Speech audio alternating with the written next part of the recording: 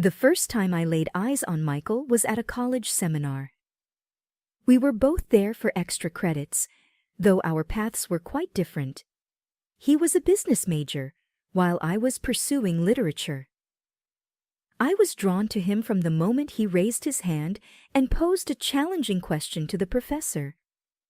After class, we found ourselves at the same coffee shop, and from there, it just seemed like the universe wanted us to be together.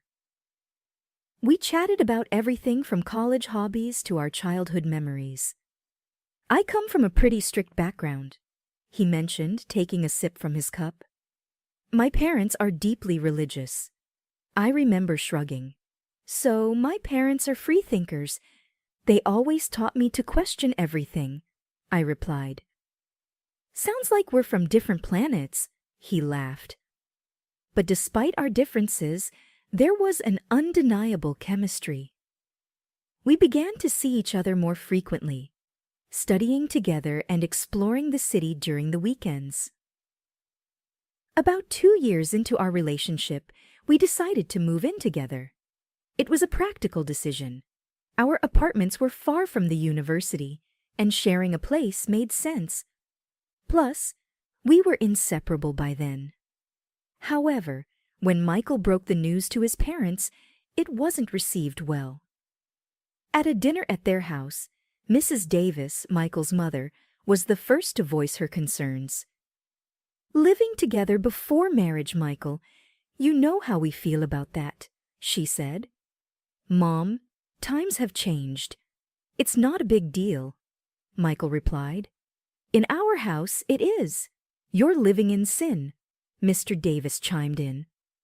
The evening ended on a somber note, but Michael and I were firm in our decision. We found a cozy apartment close to campus and moved in. Days turned into weeks, weeks into months, and our bond grew stronger. But the strain with his parents was always in the background, like an old radio playing a sad tune. One evening, as we were settling into our new life, there was a knock on the door. It was Mrs. Davis, holding a pie. "I thought I'd come by and see how you two are doing," she said, looking around with a critical eye. "We're doing great, Mrs. Davis," I replied, trying to be cordial. She sat down, placing the pie on the table. "This is all temporary, right? You'll get married soon," she said. Michael cleared his throat. "We haven't decided that yet, Mom." As days turned into weeks and weeks into months, the constant pressure from Michael's parents started to weigh on us.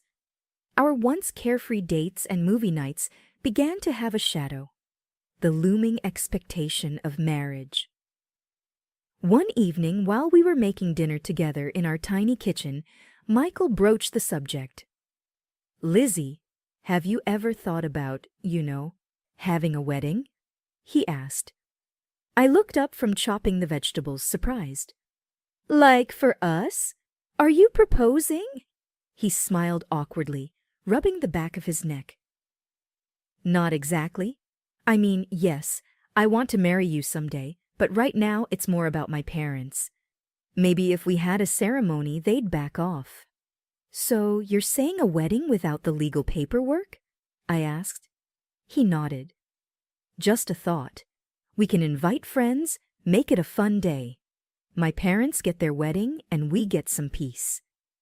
It wasn't the romantic proposal I'd imagined, but I understood his reasoning. "All right," I said slowly. "But on one condition, we do it our way. No big church wedding, just something small and intimate." Michael grinned, relief evident on his face. "Deal." The next few weeks were a whirlwind of preparations. We chose a beautiful outdoor venue, invited our close friends and family, and planned a simple but heartfelt ceremony. When we broke the news to his parents, their reaction was surprisingly subdued. "An outdoor wedding?" Mrs. Davis asked, raising an eyebrow. "Well, it's unconventional, but if it means you two are taking the next step, I suppose we can support it." Mr. Davis added, "As long as you're committed to each other, that's what matters." The day of the wedding was sunny and bright. I wore a simple white dress, and Michael looked dashing in his suit. Our friends cheered, and even Michael's parents seemed genuinely happy. During the reception, Mrs. Davis pulled me aside. "Lizzie, I want to apologize," she began, her voice soft. "I know we've been hard on you two, but seeing you together today..." I realized that love is what truly matters. I smiled, touched by her words. "Thank you, Mrs. Davis. That means a lot." The day ended on a high note, with everyone dancing and celebrating our love. It felt like we had finally won Michael's parents over, and I hoped this would be a fresh start for us. But as days passed, their daily visits began. They'd drop by unannounced, often with unsolicited advice or thinly veiled criticisms. It was as if the wedding had given them a free pass to interfere in our lives. One evening, as Michael and I were unwinding after a long day, there was a knock at the door. Opening it, I found Mrs. Davis holding a casserole dish. "Just thought I'd drop off some dinner," she said with a smile that didn't quite reach her eyes. "Thanks," I replied, taking the dish. "But you know you don't have to do this." She waved a hand dismissively. "It's no trouble. I just thought since you're always so busy, you might not have time to cook." I forced a smile, sensing the underlying judgment. "We manage, but thanks anyway." As the door closed, I sighed deeply. Michael wrapped an arm around me. "It'll be okay?" he whispered. It started with subtle comments, the not-so-innocent questions. "Why is the house so messy?" Or, "Have you considered cooking something more nutritious?" Mrs. Davis would ask, her tone dripping with faux concern. One day, I came home from work exhausted to find her in our living room, reorganizing our bookshelves. "Mrs. Davis, what are you doing?" I asked, taken aback. She looked up as if it was the most natural thing in the world. "Just thought I'd help tidy up a bit. These shelves looked so cluttered." Michael entered from the kitchen, holding 2 cups of tea. "Mom's just helping out, Lizzie," he said, trying to play mediator. I took a deep breath, my patience waning. "This is our home, Michael. We didn't ask for help." Mrs. Davis pursed her lips, her eyes watering. "I'm just trying to be helpful after all. Now, we're family." Days like these became more frequent. They'd pop by without notice, giving advice we never asked for, criticizing decisions we'd made together as a couple. It was clear they no longer saw boundaries. One evening, after a particularly trying visit from his parents, Mikkel and I sat down for a heart-to-heart. "Mikkel, this has to stop," I began, my voice trembling with frustration. "I can't live like this, feeling like I'm constantly being judged in my own home." He ran his fingers through his hair, looking equally stressed. "I know, Lizzie. It's just, they're my parents. I don't know how to tell them to back off without hurting their feelings." "But what about our feelings? Our peace of mind?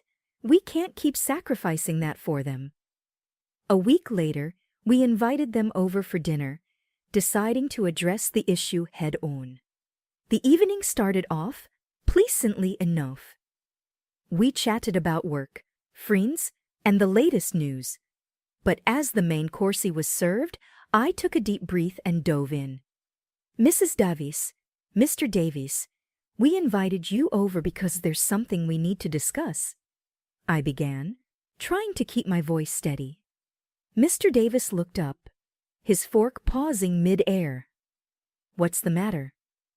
"It's about the frequent visits and, well, the constant input on our lives," I continued. Mrs. Davis looked taken aback. "We're just trying to help." Michael took over. "Mom, Dad, we appreciate that you care, but it's becoming overwhelming. We need some space to live our lives, make our mistakes, and grow together." Tears formed in Mrs. Davis's eyes. "After all we've done for you, this is how you repay us?" Mr. Davis added, his voice stern. "We're just looking out for you. It seems Lizzie here doesn't appreciate family," Mrs. Davis said. Her tone hurt. I felt a pang of guilt, but stood my ground. It's not about appreciation. It's about respect.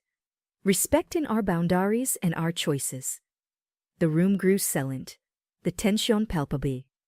Mrs. Davis dabbed at her eyes with a napkin, her shoulders shaking. "We just wanted to be part of your lives. I never thought it had come to this." Michael looked torn, his loyalty divided, but he held firm. "Mom, we love you, but this is our life. We need you to understand that." The evening ended with Mrs. Davis in tears, Mr. Davis looking disappointed, and an unspoken agreement that things had to change. As they left, I felt a mix of relief and dread, wondering what the future held for our relationships. Days after the confrontation, the house felt unusually quiet. The constant visits had stopped, but the silence was both a relief and a curse. Every time the doorbell rang or there was a knock, my heart would race, expecting it to be Michael's parents, but it never was. One evening, as Michael and I sat on our couch, he broached the topic. "Lizzie, do you think we were too harsh? I mean, they're my parents. Maybe we overreacted." I took his hand, feeling its warmth. "Michael, it's not about being harsh. It's about setting boundaries. We did what we had to do." He sighed deeply. "I know. It's just hard. I never imagined being in this situation with them." As days turned into weeks, we began to feel the weight of our decision. There were no more surprise visits, but there were also no calls or messages. It was as if we had cut ties completely. During this period, I often found solace in browsing property listings online. One day, as I was scrolling through, a beautiful house in a neighboring town caught my eye. It had a large garden, a spacious living area, and most importantly, it was far away from our current life. "Michael, come look at this," I called out. He joined me, peering at the screen. "Wow, it's beautiful. But why are you looking at houses?" I hesitated, choosing my words carefully. "I was thinking maybe it's time for a fresh start. Somewhere new where we can create our own memories, away from all this drama." He looked surprised. "You mean move? Leave everything behind?" I nodded. "It's drastic, I know. But maybe it's what we need." We discussed it at length, weighing the pros and cons. The idea of starting anew was enticing, but also terrifying. Yet the more we talked, the more it felt right. A few weeks later, we visited the house. It was even more beautiful in person, and the neighborhood seemed perfect. After much consideration, I decided to use the money I had inherited from my grandmother to buy it. The day we signed the papers, I felt a mix of emotions. Excitement for the new beginning, but also sadness for what we were leaving behind. The move went smoothly, and soon we were settling into our new home. It felt like a dream. The peace and quiet were just what we needed. One evening, as we were enjoying a quiet dinner in our new dining room, Michael said, "Lizzie, I think this was the best decision we ever made." I smiled, feeling content. I think so too. The first few months in our new home were like a dream. The mornings were quiet, filled with the chirping of birds, and the evenings brought a calm, tranquil energy. Michael and I fell into a comfortable routine, enjoying the privacy and peace that our new surroundings provided. The past seemed like a distant memory, and the attention that once surrounded our lives had all but disappeared until one fateful day. I was in the kitchen preparing dinner when the doorbell rang. Michael went to answer it. I heard murmurs and then a familiar voice. My heart sank. It was Mrs. Davis. I walked to the entrance, my face revealing my shock. There they were, Mrs. and Mr. Davis, suitcases in tow, standing at our doorstep. "Mom? Dad? What are you doing here?" Michael asked, his voice filled with surprise. Mrs. Davis smiled a bit too sweetly. "We missed you, dear, and we thought, why not pay a visit?" I tried to keep my composure. "It's unexpected," Mr. Davis chimed in. "We just wanted to see where our son is living now. Is that so wrong?" Michael seemed torn. "Of course not, but a heads up would have been nice." Mrs. Davis looked around, her eyes scanning our home. "Oh, what a lovely place you have here. Much nicer than the old one." I bristled but said nothing. The visit turned into a stay. One night became 2, then 3. They began to settle in, making themselves comfortable, much like they had in our previous home. One evening, after dinner, I pulled Michael aside. "Michael, we can't go down this road again. We moved to escape this." He sighed. "I know, Lizzie, but they're my parents. I can't just throw them out." "Then what? Let them take over our lives again?" Mrs. Davis, who seemed to have overheard our conversation, walked over, her eyes welling up with tears. "Is that how you feel, Michael? That we're a burden?" Michael looked helplessly at me, then back at his mother. "Mom, it's not like that. We just wish you had told us you were coming." She sniffled. "We just wanted to be close to our son, but it seems we're not welcome here either." I had a sinking feeling when I heard Michael's parents mention they'd made a decision about their living situation. The two of us had recently been discussing the matter privately, hoping to find a delicate way to address the issue. Now it seemed the matter was going to be thrust into the open. "Lizzie, Michael," Mr. Davis began, "we have some news." Michael shifted in his seat, already sensing what was coming. "Go on," he prompted. Mrs. Davis, trying to sound cheerful, said, "We've sold our house. We realize there's no need for it when we have such a lovely family home here with you two." My eyes widened in shock. "You did what?" "We wanted to be closer to you both," Mr. Davis explained, looking earnest. Mrs. Davis looked hurt. "We are family. Why wouldn't you want us here?" I took a deep breath and said what I'd wanted to say for a long time. "This house, it's mine. It's not owned jointly by Michael and me. It's in my name only." I retrieved a file from the study, showing them the ownership documents. Mrs. Davis looked at the papers and then back at me, clearly stunned. "But you're married. What's yours is Michael's and vice versa," she exclaimed. I smiled triumphantly. "That's where you're mistaken. We held a wedding ceremony, yes, but Michael and I never legally married. We never signed any official documents. So technically, you're not my in-laws." The weight of my words seemed to hang in the air. Mrs. Davis's face turned a shade paler, her eyes widening in disbelief. Mr. Davis looked from me to Michael, seeking some form of denial. Michael took my hand, signaling his support. "It's true, Mom and Dad. We thought you'd be more accepting if we had a ceremony, but we never felt the need to get the state involved in our relationship." Mrs. Davis began to sob. "So you deceived us, and now you're throwing us out?" The room was heavy with tension after the bombshells were dropped. Michael's parents were clearly taken aback, but it wasn't long before the shock turned into outrage. "So, you tricked everyone with a sham wedding, and you think that makes everything all right?" Mrs. Davis's voice had a hint of venom. Michael sighed. "It wasn't about tricking anyone. It was about the way we wanted to live our lives.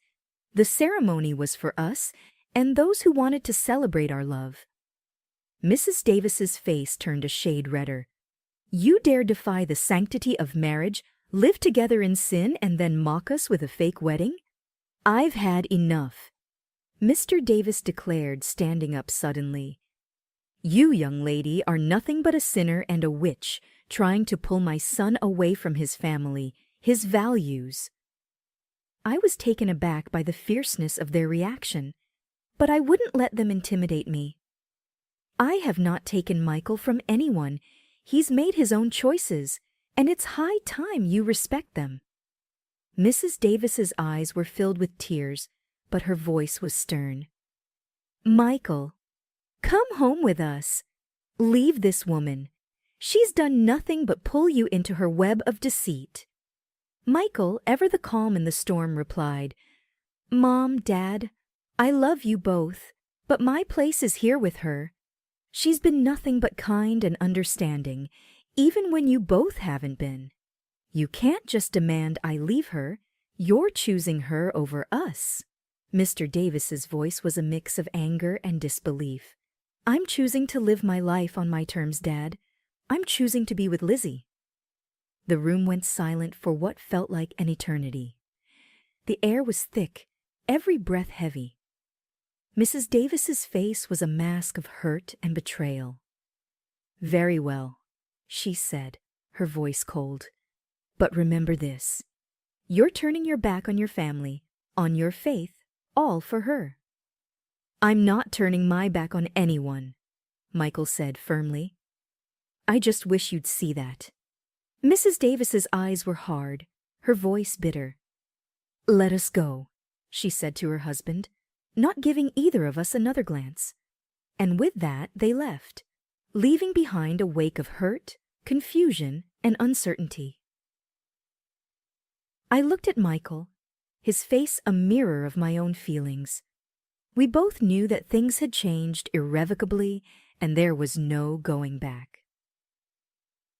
A few days after the confrontation, as I was heading back from work, my neighbor, Mrs. Carlson, called out to me.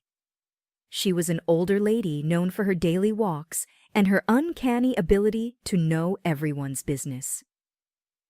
Did you hear about the Davis family not selling their house? She asked with a knowing look. I paused, taken aback. What do you mean? She leaned closer, lowering her voice. They never put their house on the market. I heard from Susan, who heard from Janice, who works at the town's real estate office. There's no record of the Davis property being up for sale. I felt a knot form in my stomach. Were they lying to us all this time? When I got home, I shared the information with Michael. He looked shocked. I can't believe they'd lie to us. What were they trying to achieve? We both knew the answer. They wanted to manipulate the situation to their advantage. The realization was a hard pill to swallow. All this time, while we tried to understand and accommodate them, they had been playing a game. Michael sighed deeply, rubbing his temples. This changes things. It's one thing to have disagreements, but outright deception, that's something else entirely. We can't keep letting them pull us into their manipulative games, I said firmly. We need boundaries, strong ones. Michael nodded. You're right. We can't continue like this. It's unhealthy for us and for our relationship. The next day he went over to his parents' house. He needed to confront them, get some answers. When he returned, his face was a mix of anger and sadness. They admitted it, he began, his voice heavy. They thought that if they moved in with us, we'd be a proper family again. They felt threatened by our independence. We sat down, discussing our next steps. It was clear that for our own sanity and the health of our relationship, we needed distance from them. We need a break, Michael declared. Some time away from all this drama and manipulation. I agreed. It's the best decision for us right now. That evening, we sent a message to his parents, informing them of our decision. The reply was filled with anger and accusations, but we remained firm. We needed this for ourselves and for our future. The next few weeks were quiet. We focused on each other, rebuilding the trust and closeness that had been strained over the past months. One evening, as we sat on our porch, looking at the stars, Michael turned to me. "Thank you," he whispered, "for standing by me, for fighting for us." I smiled, squeezing his hand. "Always." The journey had been long and fraught with challenges, but it was a poignant reminder of the importance of boundaries, honesty, and mutual respect in any relationship. As the night deepened, we looked toward the future, hoping for peace and understanding.